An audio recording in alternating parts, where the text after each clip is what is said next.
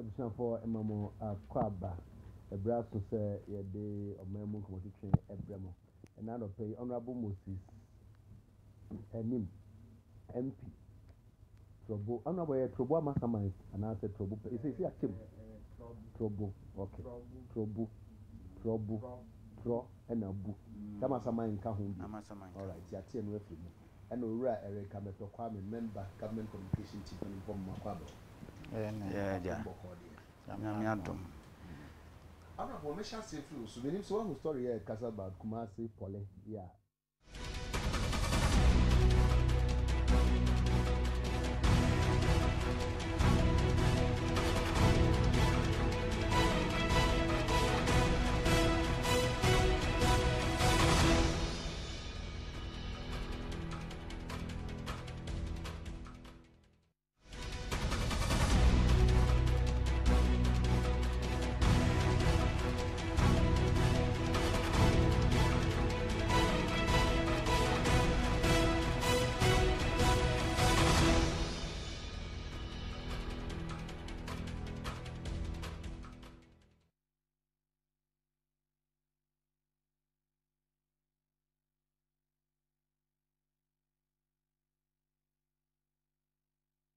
Abusua for honorable Moses Moses Hanim MP Trobu Owura Eric Ameto Kwame member government communication team pending for Makwaba biem.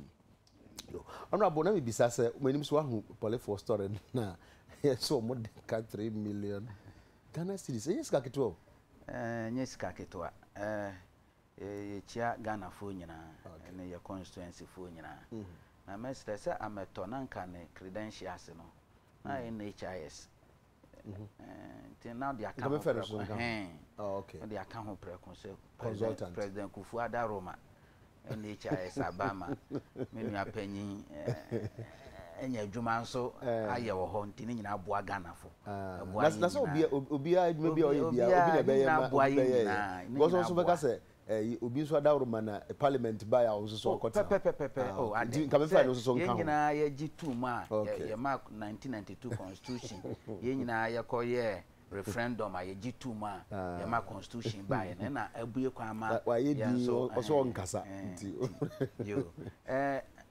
Emi say anya say emi say no kwasem eni say 2013 no mu ho finance minister the letter ba abonten say MDAs no obia nye ne budget electricity bills na sese no o budget na wa hwe kwan a obetua ye kai nso say ba sa no health and education there na ayete senia ho no na exemption kakra ewo ho because ho no na ehun say ye service a ho no nso ehun hia bebre enti ni ekoba ye ne se na esese ye fa kwan bi so a sa se health and education no ye betimi ahwe kwan be fa so e be boa amom electricity bill no omatimi atua me ye specific with electricity because on na ye issue a e da form me school ba ko ewo me constituency mu St John's Grammar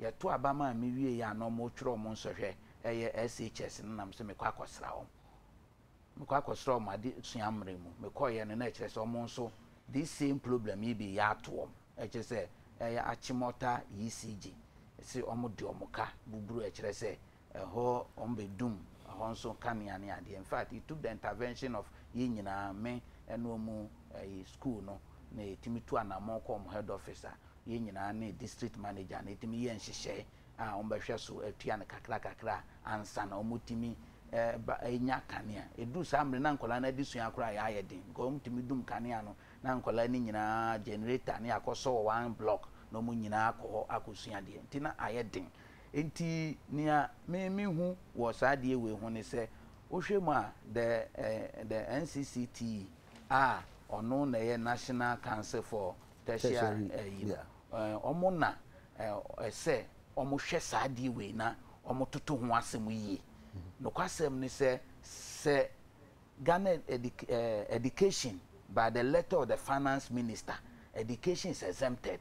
Na bill electricity bill aba Kumasi Polytechnic na NCCT nso ewo hode a na se so omo hwe na omo coordinate na saa de entimi nsi NTC no also mo coordinate so omo team omo but so mo twade no mu dada o se bill no se no quickly no say you react quickly na ECG eti omo ho ase sebe omo nso no omo ye adwuma omo nso de sika ehye omo adwuma mu nti is for now it's an autonomous body so to speak because almost no omo revenue ehun hia won se so hwe se na anyinam kane asemi aye na emu aye den kakra but revenue me person how I papa but when you say obi na wa anye ne wo se wo ye because according to report no or say polyfor so mo chire mu chire ECG for na bra no mo de bill say but from January say because of my educational institution omo ye exempted omo ntua bi eno nti no omo charge fees omo amfa electricity anko can students no so from January up November ade na enkutahudie na ntimi anko so am obi anya ne ho antiase a afi de agisi yetwam se na letter bi wo ho a e kire directive no mu se ya exempt omo a omo ntimi mfa nkire UCG for no se enie anaso omo de kire UCG for na ignore ye anase nanka wosenka Ministry of Finance for anase whoever na wosenka otro de koma ECG for ECG they are under severe pressure when it comes to their revenue issues say nia odasa asem okan a omoko Kumasi Poly no Kumasi Poly kire say those issues are referred to the National Council for Tertiary Education omo refer into omo kura nanka birds na eba no maybe they expect us and say ECG e de ko but me nso ma adwen mu no me hu say sempo abeduru Kumasi Poly ho a na etie bia they also refer it to NTC the National Council for Tertiary etie wo National Council for Tertiary Education ade by e dey steps no ma take because omo no mo dantem omo no betima mediate between Ekumienu and a finance ministry as to what are the policy directive in terms of ebia yedisika ebre school na school na tua minim say the primary schools no any JHS basic schools no through capitation nhihye bi sa wo out of capitation kakra mo de tua sa niema no and secondary schools no so no they are giving some amount for those utilities say aban e de brewom termly na omudi tuasa utilities no do say ema ne mane enye papa sisi because the president so ato omo so de but onu no say nhihye bi sa da o clear Poly de na tertiary institution no esansa ni nti no omo so mbele students because so omo ye exempted nti so omo ye exempted the National Council for Tertiary Education no muna bibia fund bia ye bia ma tertiary institution mo su na esi muna mo budget bibia de community approve budget the education committee say when we go to budget hearing they also come the National Council for I was almost sorry ba asem we say omo na so omo sorry ba asem immediately okay ni eti omo anum nsem ni ye bi some say na maye ho den munim asem we munim amaye ho den then na matena se ya ma say ECG for akotwam because ECG there omo pom revenue into omo hwade na anim na ema there in order to trigger this debate omo akotwam I see. Well, sir, who Poly na say asema ye kan unim hu bia na say we are affected. How do you feel? Betumi us text say wadwen chita ko 1441. Abeto 3 million Ghana cedis. Enye sika keto. Yeah, TK. No cre. Maminchia etiefo nyina. Etiefo Jos. My constituency Domi Kwabenya. Mechia won na mechia no. So who constituency? Baby amiti me constituency no dos. Dos. Me Krumu constituency. Sege. Okay. Na North Tongo. Okay. Mechia omo nyina no. Na omo wo share constituency. Na yo ayasema ehadwen titu senior affecti sukufa omu ehia electricity no for omadisua ni wo laboratory work ni nyama bebre no ayasema ehadwen na mentimi hu ne ntia Kumasi Krupon no mo no Kumasi Polytechnic nko ana yakwa akotwa wo light mo omo worry no ba ko no menti ase say ye exercise Electricity Company of Ghana wo mu no mu di agi wo mu sika wo institutions anase ankrankra anase industries ho a see ye hu na enye Kumasi Polytechnic nko ana higher institution wo mu Kumasi ye wo university na nkasa nsusu wo ho na em say ye wo nursing training colleges bin ye wo Kumasi Technical Institute which is different from the Polytechnic enti so ma target Polytechnic nko a asem a ha dwen kakra se bribi wo ho a se wo ma ye hu aso wo mo aka nyina atua wo muka na akoka Polytechnic nko a no mo ntua sa question ami bi say enye clear was story na ya kan no so we can only ask ya betumi abusa questions yi wo TV so say obi wo hunim bia na so nim bia oma ya so nti omu say Electricity Company of Ghana wo mkrofo bebredi wo muka since ka wo mu agino adwuma ye ku individuals na kika huni institutions but arrangement our government or can say ministries, departments and agencies in Yanano since last year womu budgeting senia womu betua womu electricity na aban entua no in bulk biom oma kire say ye hospitals ni adusiapon institutions no efrim if that is the arrangement then mintiasie say womu boko akotwa Kumasi Polytechnic kwa ediem na ehia say ekomie ni nyina ebetena ase because for students ho on betena ase no ma hwehwehwehwe nsem no mu na omatimi anya answers to all these problems kan National Council for Tertiary Education eso mo ba muntem na omo eso sa asem we mo as arrangement no say aban agi hospitals any tertiary institutions or electricity ka no mo tuadia and entiasie bia ni ho say electricity for be kwakotwa Kumasi Polytechnic for wo light mo enti me baby am di baby assist any say one am we affected in Electricity Company of Ghana, National Council for Higher Education, Tertiary Education, and Kumasi Polytechnic and Kasa, Omubetuanamo, no Martination Mashe, Asemono. But in the interim, no mestre, electricity force, Omu restore immediately. And son of us as a young share and some no more near finality to it and sana. Omu atake one final decision. Sas umusi enkunyana di bibia no asem yibe hu ba bia da.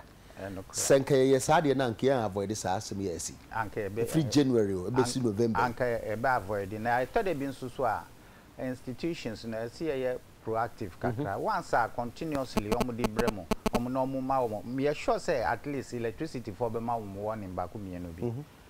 Semutu anamo say National Council for Tertiary Education for Namboko boko wo mo ho akachire wo mo se asem a de bia de brain na yenhu ano because yenim say ye exempted na ye say na de na eba ne say na nka mo hu ano na se mo so administration it na ho say yen de yenim say ye exempted nti mu di ba wo mo amfa ma wo ye emfa ya hu na se akodru say a o mo atwemu ide mo timi hu no say nti proactiveness eto de bia ehun ehia se nyina ebeto anamon bia ebesi niam eti se anu ansa na akodu ba bia mpempe so adu ya edi problem ebre yen nyina bia sabre so no polifo was strike ntina ana se wo obi adwene amba so no ndabo yes senior wahu metina da bia me ka se ye man no wahu esi ya toso na ye kasa na ye nyina ye toto ye niam yi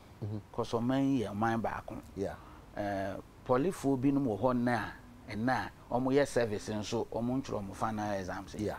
Because of that we because of you see and wo hwe yen ya de your power man mo to da bia ya homte finance minister one ma directive wo si we num ye exempted from it won so te ho since 2013 na wo ma sa directive no ebesi na ye bi so no so say ono so ne statutory obligations so ye no release funds those institutions no why onye ya what is he waiting for anasa onye ne bia watwera kwakoma institutions say bia medebebenti no munya akoma yembi so no so because una wa ma directive una wa kire kwan na wa exempt wo onye mimi apanyi asa today amenoti we ye be wie fourth quarter of this year Fredisi bia ana this assembly bia na municipality bia na bisa ne say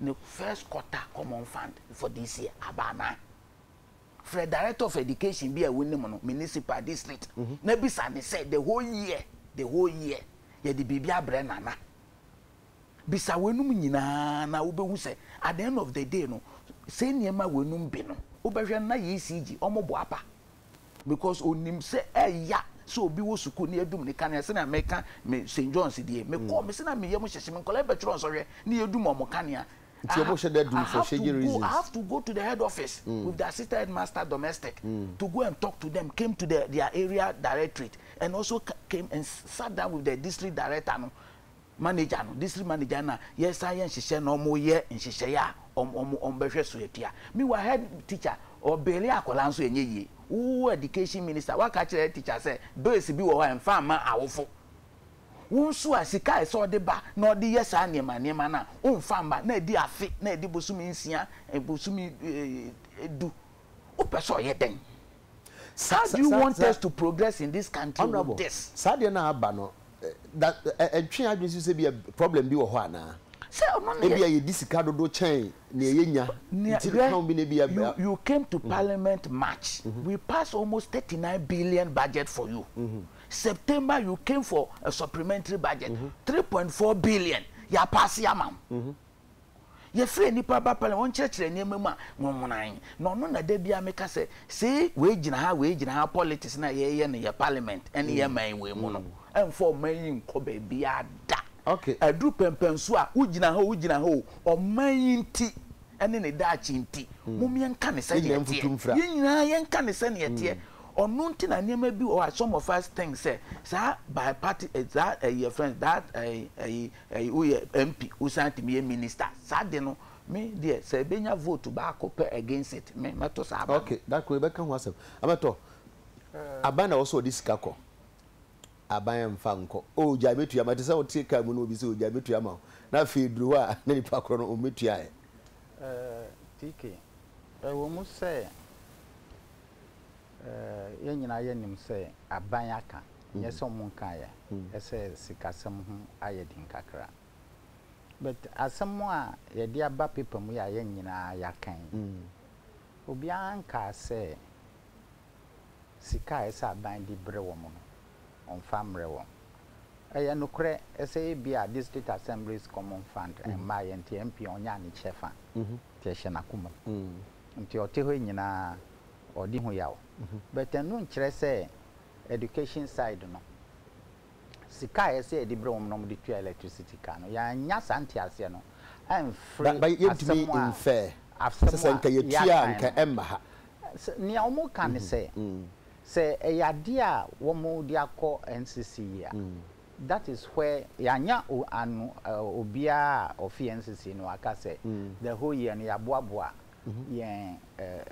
electricity no ye the akoma ministry of finance no montua maye we haven't heard that from the story it's an assumption eyade a ye di ya adwen eto ho say bia sa na tie but enye fair say a former foi di nsu I don't think it is fair. Esikani ni hono ya dum ni let say nsanka ni sika. I don't think it is fair say yabebo minister and as a minister of finance so at this stage I am the true state of the issue. I think so menye ni say parliament afre minister of finance be some specific questions be about finances are want to me and your man to send our fair can say right. I thought it be because the man is not here to explain anything. And I thought it be not say anya forum to say na ye bebo bi subua ya yentu ya mbokakra because me nyan in say Minister of Finance I feel say he will respond to any calling from Parliament to account for any money or any financial arrangement. If he has a specific instances but back to we say said the also could triano etia yes an argument in no said the also triano tia okay school no moment tia maybe tia why it is only Kumasi Polytechnic because me film me presentation says anamikaye say bia Kumasi suapon e wo Kumasi nyina na ye dundum wo mkania then we can infer fairly say that is the situation. But when only one school institution among others and target here, then I want to believe that there is more to it than we are reading. Whatever more there is to it, no, yes, Remo, Monso Caniano. Na yenhwe kwan de be faso because we did say already poly for master so much. The Kobana says here doom light in Tino and lectures here. If you say and for Pabia Emre 1441 honorable.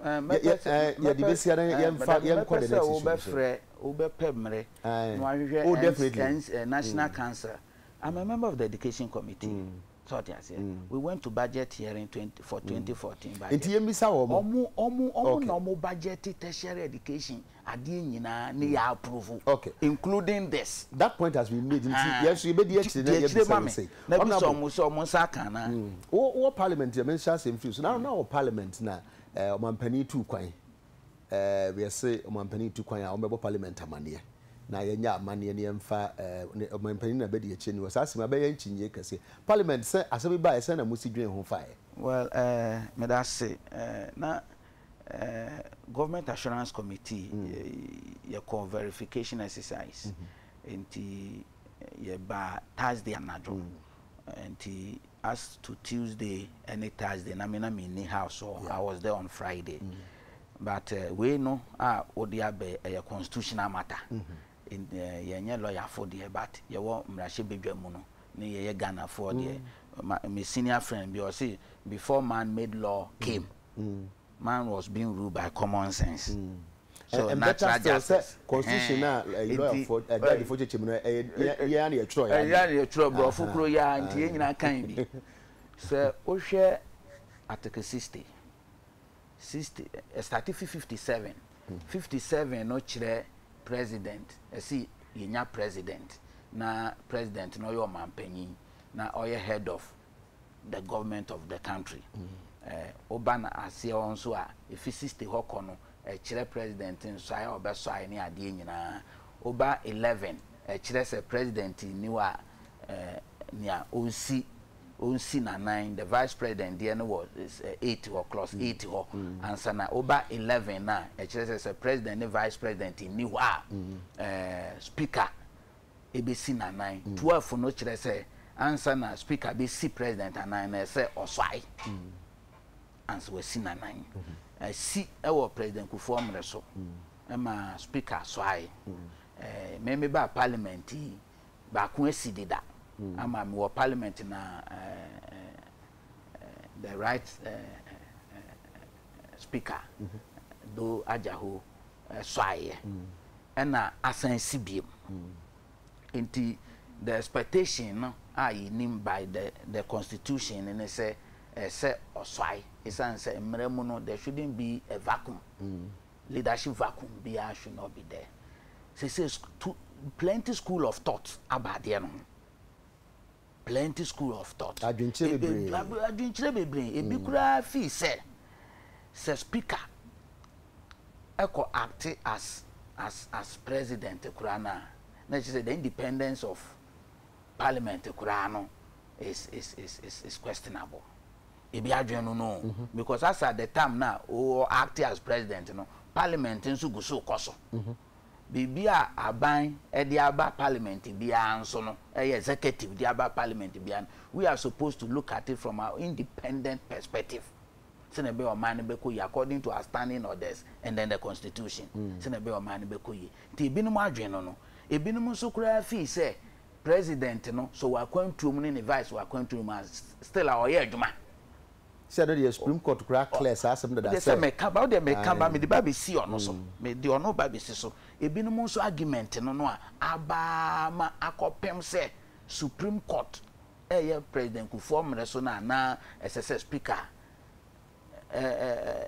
swai edi president no ye nua panyi Professor Asare the call Supreme Court ma Supreme Court can say the 60 11 and 12 no ni nchirechire mu nyina ne say speaker say president ne vice president ni wa say speaker oswai no oko acting oswai nso a o active wi a ehun hia say be sande na ba say san be ka san fufuru bi the presence of the vice president or the president in the country ends his acting role na o play no enti uhwe for now there who read the constitution now Supreme Court ema judgment on any ruling. It is incumbent on all of us to abide to that ruling until say as that judgment in Supreme Court corona assessment.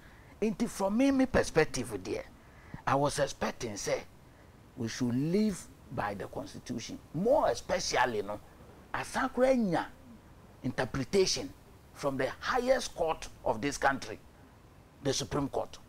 Atimi a rule on it, I interpret it on it. Until necessary for now there, until that one is changed, you know. And can say, itimi a twice senior constitution, actually because the ruling no baby, I have sipai kakra say. Me nyini say right honorable speaker or say on assume sa responsibility no. On side no name says is akwakoye problem no. He say ono na ma argument ya bay. Ofi so say an argument wo parliament no krese Chief Justice Friday okoso kwakuso pato minim ho and the minim ho hwe okay ono de but odo asoto from so anti bia de ekoso ne ade minim ho hwe mi ade a minim so de ha menka minim ono ho hwe say oba because one thing so parliament asem si obete ana mo ba ya mo ye mo mama ne ye wadwuma mu hesi asem si etimi ba mutimi ka kire so ye ba me ba Thursday anajo ye be do Thursday anajo be do fie kra be 11 pm ye ko apre ko ye ko Ashanti region Brown and Hafo Northern region ba vote bia was apro bia was apro menya WhatsApp information be about the presence of the Chief Justice and that one no kwasampa and American enti ono de me no kwasem na America no menim ono ho hwe na amonia menim aye the black and white of the constitution and the spirit of the constitution nya me nim any say Supreme Court interpretation and ruling a deep in sa constitutional provision of article 60 11 and 12 no a deep in enti me nkwa dia anka ono ase ya so ani in na ono so ni position a we taking so wo na mesa sere nso se kwan be ba ho a ono so onkyere na adwen san say kabi ma min kabi aduma ya tese onkyere na adwen ya tese the position was that Usai in 2013 entino ehu nhia se obesan esai biem se ono na mate but ono ye from the grapevine and nti ono as the speaker he's a Ghanaian but say he spoke to parliament ebra obansana okọ parliament so okasa kire omo say na position no so waka because me na me ni ho ebia say make say me na me ni but uko be oba nkrofo mo amane say ona mu ha no I just came Friday na report your report and so say adwuma na ne yakoye no na say your report ne ade nyina yedidi enti wonya nte ne nyina no ye ya TV na so ate okay me I'm going according to the constitution so no so na adwen no there we can say subject his it calls for another interpretation of the Supreme Court. Okay. Because omu no beti ma kire se oswai ba ko a sa swai no se vice president and president no a waswai ato anytime bia no onu timi a nyema Supreme Court nye den or interpret. Ameto asem we say em say jama ya odwen ho e bai mate na making kind and some and I remember informal baso kakra o ma sheda ye reports e sha e bai de obi aka fa ho sa so nice some no bai no ni pass me sika say obi amu aka say kwa me kufu kan say muntaka kan say wa sheda ye sa de ni nyina na waja to so ma koji hazard no ma okay wofa onwa mo twerɛ constitution no ma twerɛ but em say constitution no ebe hia na em dey say constitution review commission still omo go so ye omo adwuma ankofo bebre aka say omo twe process no mere chire kakra because enema bi abepuepue say ye dwen ho na luckily no sa asam we is one of them say ye dwen ho president yesu anu ba kupe vice president the same so almost free Ghana ha no mo sign ba na say obi o active bia ya man nsa masua bi na denti na speak for the one same as many times as president and the vice president out of the country and so ya asamba kon na the funan kasana ya sons so be elected as president is the speaker elected means your having elected modify and the binum so be say modify na e dey tu ne old creed say so it's a whole confusion you say na yes but the test constitution not the whole mess na yeah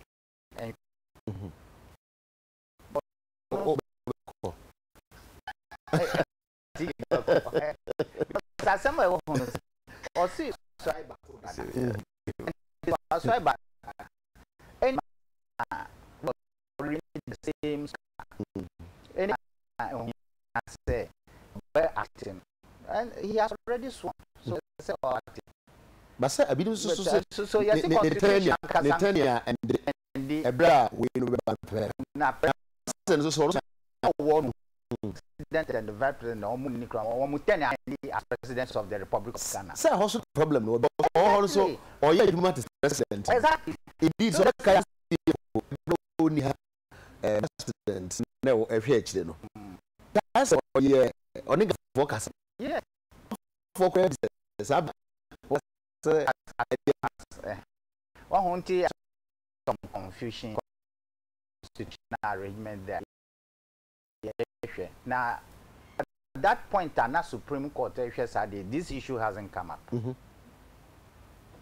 Say inside. Professor Saridi Eko says if the president is out of the country, blah blah blah. Na omo ebu at time. Na sasamui no sitting speaker of parliament akasemi means why. Say Saridi no say. Sa arrangement no kura no osu say enye constitutional but Supreme Court na ka say yenyi Moses adet enti ebe hia say you be revisit the whole thing now TK the most powerful nation on earth the United States of America what is that as a president in Fikromo ha yes will be fufro and as even when the president and the vice president omo free kromo wa. Say omo constitutional arrangement no mo de no. Yeah, because it is normally no baby awo bia no your power is still there. And now modern times yeah your work communication systems see. And the president took an Burkina Faso, which is a minute away from Ghana. Yes, he is absent and unable to perform his functions. Meanwhile, all honors no or perform as president of the Republic of Ghana. President of United Nations. Or Kasa. Ya beam to Ghana. Yet you see the president is away. Is not able. And I am describing no say absent president. You see the president of Ghana. And as an overseas president. But your Obiano, yeah, according to the civilities and the respect as the president of Ghana. Your flag synonym. A synonym papa na eboko. Or the nilapel or the atuha. Or the coat of arms aboso. Nilapel so. The dimbium. And the Ghana synonym. You know, he has said we should revisit some of these things. Now, and here. It's good to say we are provoking this argument in the discussion. We are a new, very young democracy. Not the 500 years and the 1,000 years and the 300 years. We are just about how many? 20 BB. Going to 20. That these corrections will come as we go on, and for me it is normal. Which is a nipa craft and cat say service area. Very normal. Young Profoki said this is treason, this is the end of the free hall. Because in a democracy these things will happen, particularly when we are doing with written constitutions. Yeah, honorable, but this position say, "Bra here to why you doing asem we say nyina ho I was saying can speaker no or err on the side of caution or whoever it is or you will say err on the side of caution say, would you say next the year nyina ho?" Let me say that position is also tenable. Na mentor asum fi minua no no say esan say infant we have the benefit of hindsight. Into year no baby will be poly along 500 no and no say ye poly be. Yeah. Say what is the lesson learned? Then yes. If you say the immediate lesson is that the president and his vice president must ensure that at any material moment one of them is here. Is it possible?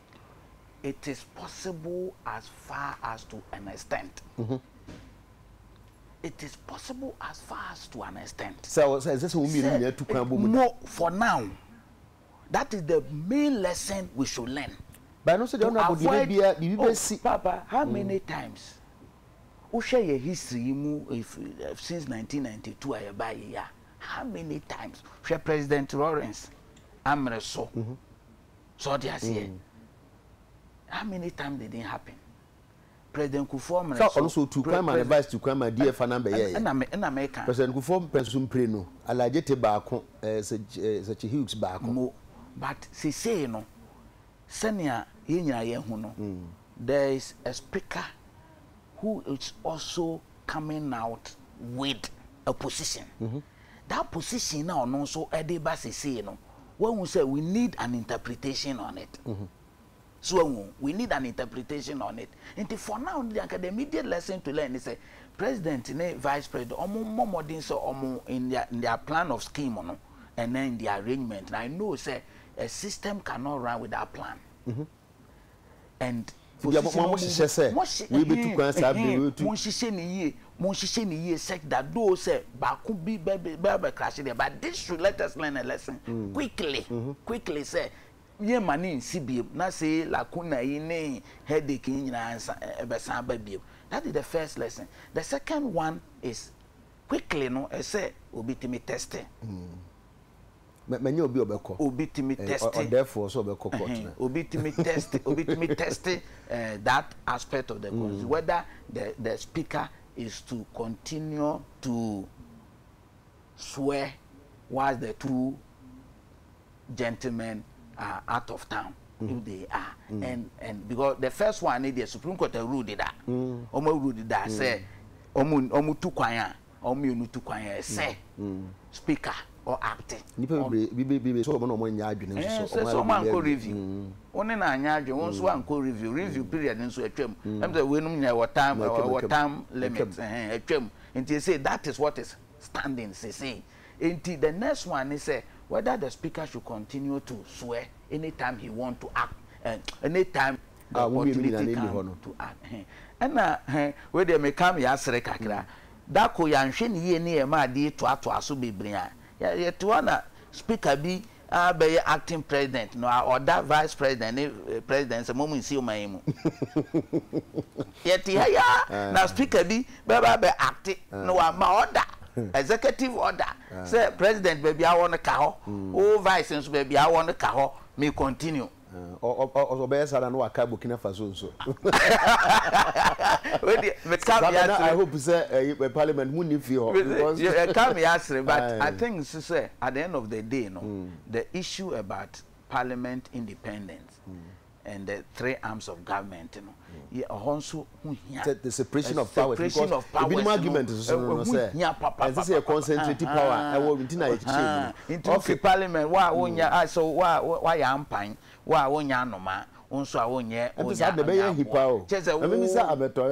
I just had the better here, Kakrana. Sir, we speak of one year from beside.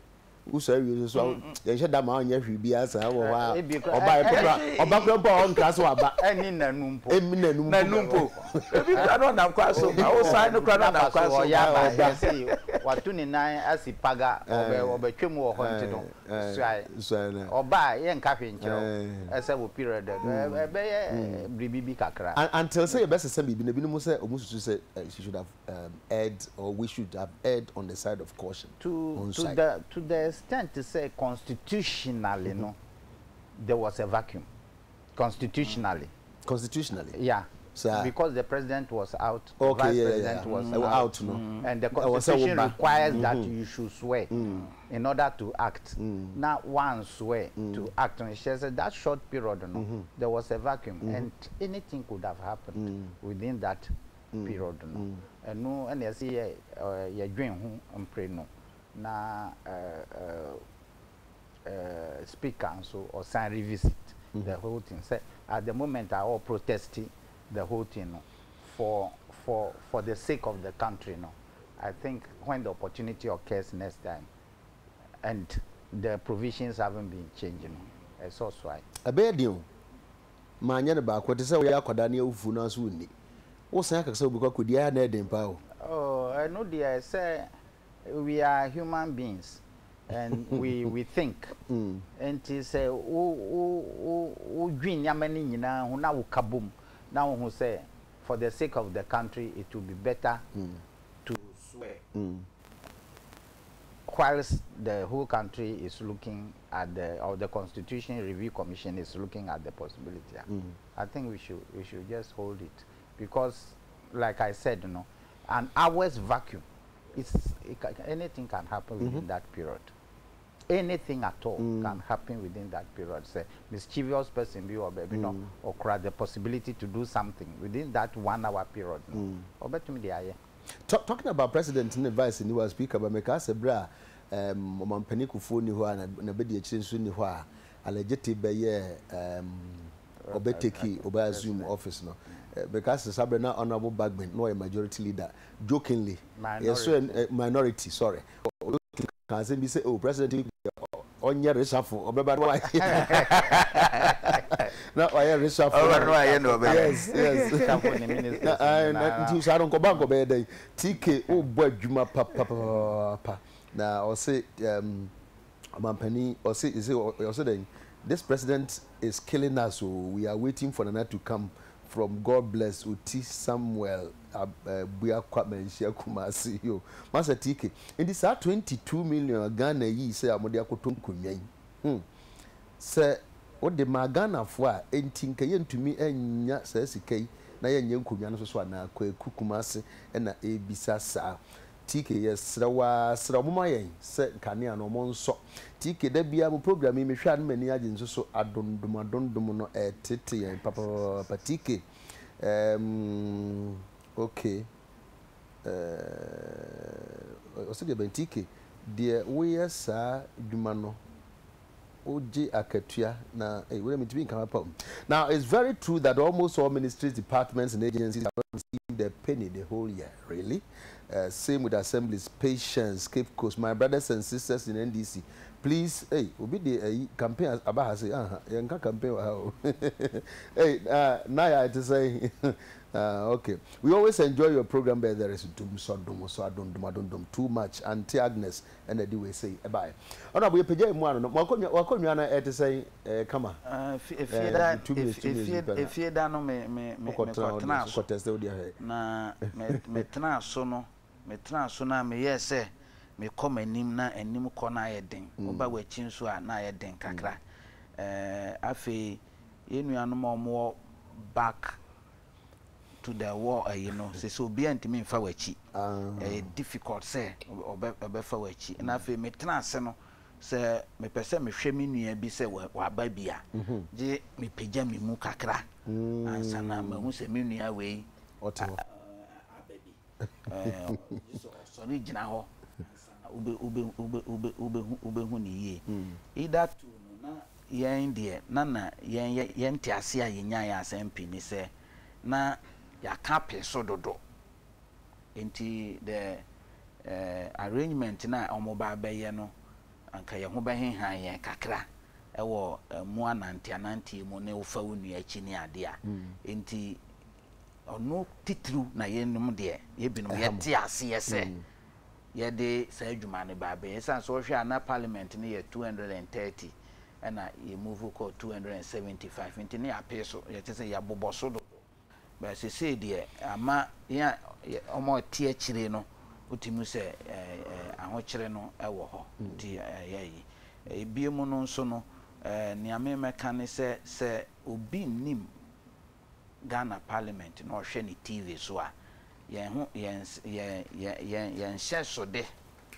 ese otimi hu se bia so nim Ghana hye so de a ese otimi hu se Parliament we ye Ghana Parliament but ni ame hu se no ene colors na wo ho no ebe den kakra se carpet no so no unique Parliament mo emblem yayi no wo ho de na unso no no ye abubom baako so te ase abubom baako nti anka colors ni ade but by and large no the situation yen ni nim a ni ye hwehwe ene se ye ho behenhan ye kakra wo ho but ahohenhan no enya maso but nim se mpanyufo nso gu so hwem senia omobeye bia ebinom adwen ne se anka yensan fa nkonwa dada no old one no ebi discussions kakra yaye wo ye ho ye no no unua bi crack of father de bae ade no se o trans na adwuma na ba be ye no ebi wa be trans ya che na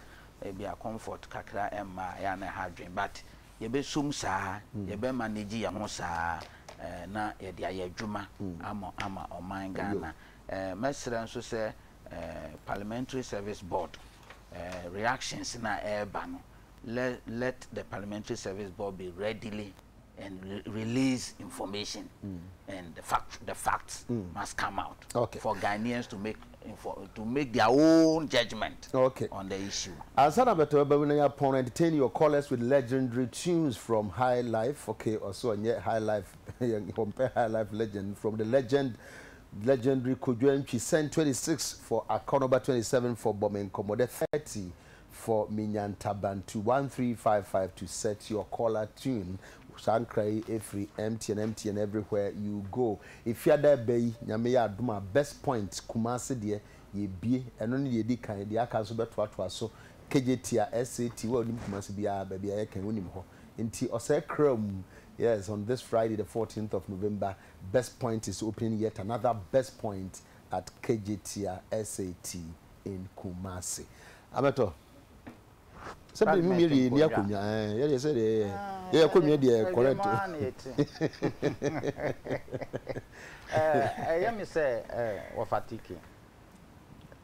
Say president. Yes, 22 be yes 22 million be able to do yes President nom de akran konwe. Sa $22 million. Say enti ka say ye free Ghana onwo mo ye nkonwa. No mo be tender. Na ye chiche ma 3 or 4 companies. Bogus. Bakubi wo trade fair site. O hwe nkonya omo ya. Nesu kwa bi ni papa capital bi o. Papa capital. The former president role say what di makoko no. Tonsa. Say e wo ni aye hwehwe. Say munye prototypes camera. But today me ha kakra kokro kakra de medito da bia tonsa. Akoko deka.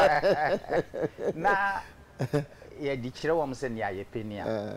Monkonye samples mra ne yenhwe na omo ayaba omo betumi aya na so omo tumi ye ne yen 22 million ene exchange rate multiply sa sika no ebe ka Ghana ha why not ebe ko Ghana for botum ama yetumi e di aye bibi ebe improve companies profile parliament nkonwa me na me ye wa ho ani ma se enema oman ekoso manya ne ntie se job 600 na ya CC mo ama on di ba be ye wo mo office na furniture nkonwa no omo kra from Italy job 600 dey no so omo akra na so omo akra a place order from Italy ship kura de be ba de kwa kwesi no kwan meanwhile no sika na omo de yes aniama we no eye Ghanaian bank na abo omo bosia na omo de ye nso ye de sika ne nyina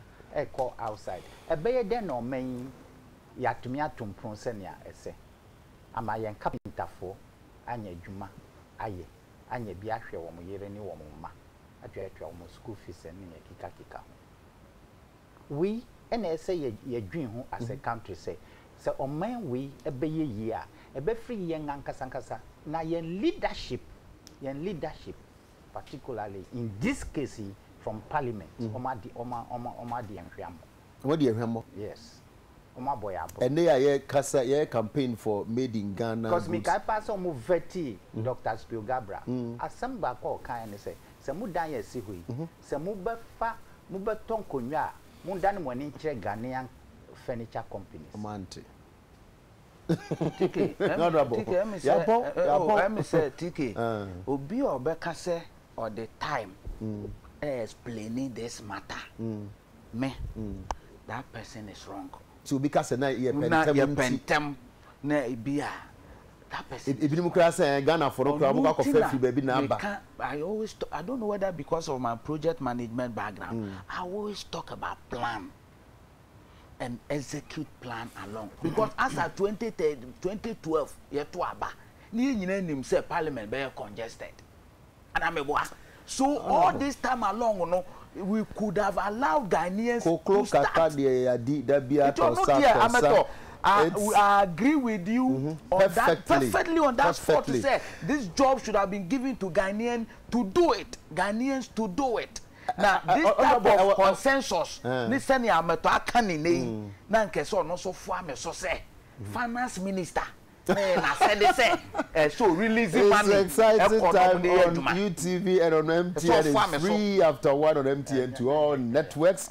Talk for as long as you can with MTN and Commodore. Today you pay for only the first minute and the rest is free. Yes, it's absolutely free after the first minute. Enjoy unlimited talk time only on MTN to all networks. Make that call now and pay for only the first minute. Dial *315# to sign up for free. So go and enjoy the freedom of longer conversations with MTN and Commodore and say welcome to the new world. Terms and conditions apply.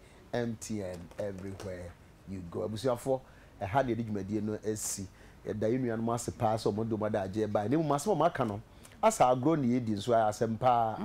Menje nipa se nkonya 300 pe. Honorable Yapon, Yapon. Ebusia for Yapon. Ye peje mo chana nyame ya aduma ye be sen hye bio.